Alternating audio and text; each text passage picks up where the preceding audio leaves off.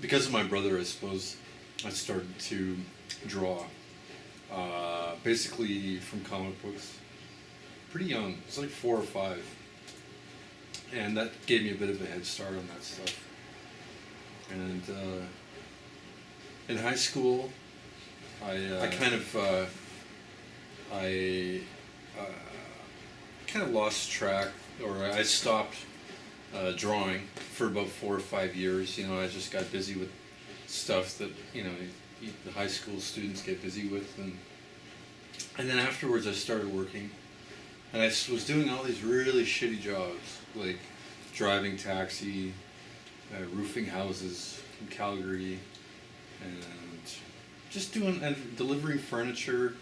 And I noticed the look on all these ladies' faces and all these sort of jobs I had, and I just thought, I'm never gonna get fucking laid with these kind of shitty fucking blue collar jobs.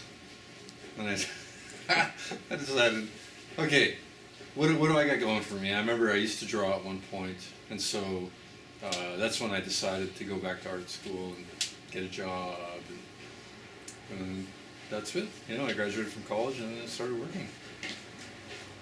So it was kind of like that. Like, I'm not the greatest reader in the world.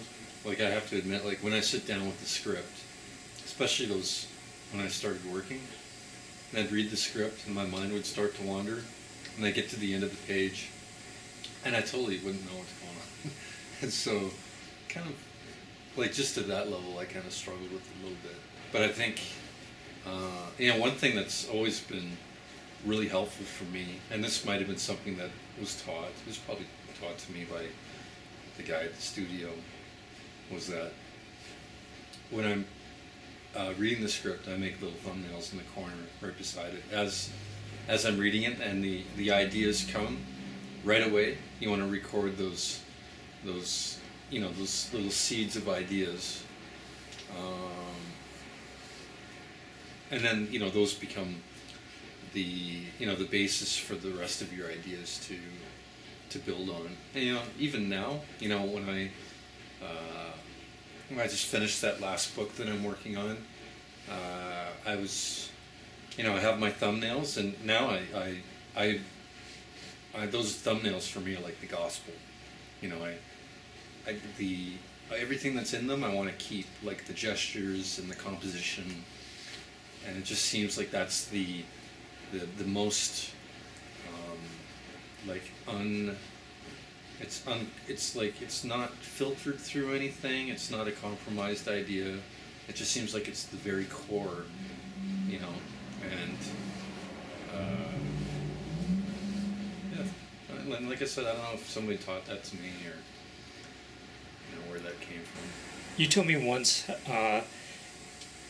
that Peter Chung told you to switch to a .3 mechanical pencil, and then your drawing suddenly changed. Could you talk to me about that? Yeah. After, you know, going to art school for 3 years and basically working large with these wooden pencils, just big old, you know, drawings with lots of scribbles, and just basically just hacking out these drawings, trying to pull out, like, from the vagueness of the drawing, pull out something, you know, the idea. So that was the kind of approach that I carried on for the next few years. It was sort of a sketchy kind of approach. And then I started working with Peter Chung, and you know, the expression is one thing, but he was trying to encourage, you know, being precise with your thinking and with your drawing, using, you know, less lines, more like definitively just using, you know, less line work to get your idea across, because basically it's all pencil mileage. You know, if it takes 50 strokes to get your idea across as opposed to 1 or 2, you know, you add up all those strokes, and it just means that you're being that much more efficient with your time and with your pencil lead too, you know. So You know, one thing I noticed with Peter's drawings, I looked at them and it just looked as if he never lifted his hand off the page. Like the line would just, it would just, it was just like one continuous line. And I thought that was pretty kind of a cool look. It was like you could kind of see, you know, his thinking. You know, all that stuff was really impressive to me. So, you know, it's just that's the, you know, the kind of impression that it had that I just felt like I wanted to learn from him like that.